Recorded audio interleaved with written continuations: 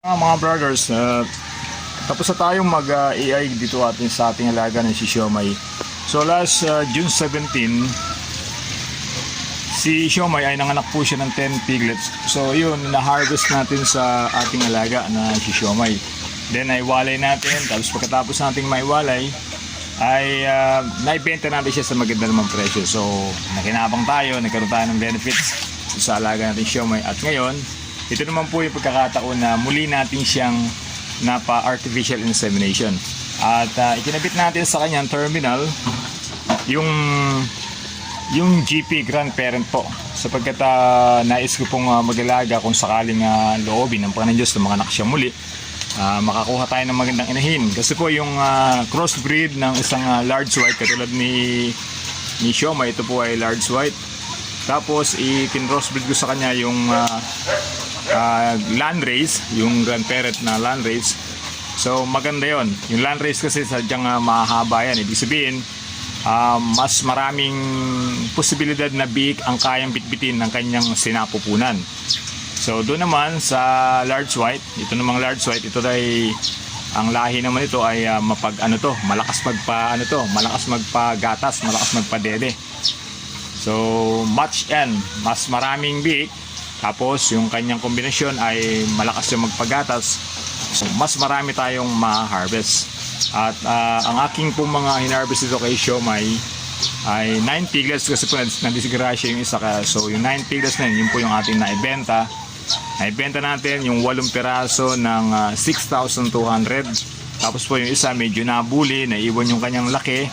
So binenta lang natin ng 5,000 dun sa ating mamimili. So kinuha naman niya po lahat yun mga brothers. So may nasa 54,000 po ata yung ating pinagbilan doon. Siyempre nagamit natin yung financial na yun sa ating mga pambili ng pagkain din, stock nila. So ngayon hindi na ako bibili ng mga kilo-kilo. Nakabili na po ako ng per kaban. So mas maganda kung per kaban kasi hindi siya... Minsan kasi nabibili natin, so hindi naman natin sinisaraan yung ating mga binibilan. Minsan, nangi-scam din sila.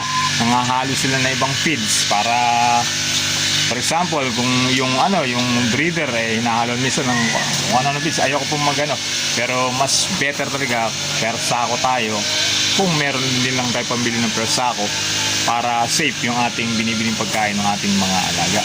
So ngayon, nakabili po ako ng una-muna 2 sako, tigil sa kay Siomay tsaka kay Siopaw kasi nagpapadede, so kinukontinue ko lang yung lactating feeds niya. So yung nabili ko ng sangkaban na yun, sapat na po yun hanggang sa mawalay yung ating mga pigles. So ayan yung aking mga pigles na anak ni Siomay. Meron din tayong 8 na piraso riyan at magaganda rin siya. Actually meron na rin pong tumingin niya nakaraan. Sabi ko hindi pa yan iaalis kasi kulang pa sa araw at kulang pa rin sa vaccine.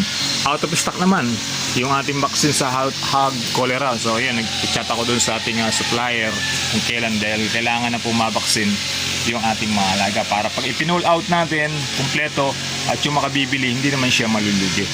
So safe yung ating mga alaga. So ganun lang mga brothers, mas better talaga kung mag-aalaga tayo, meron tayong mga inahin, at least tayong mga backyard, huwag bababa sa 3 pataas yung ating mga alaga para hindi tayo nawawala ng harvest. Ayan, katulad po niyan si Siomay tsaka si Siopaw, pagka na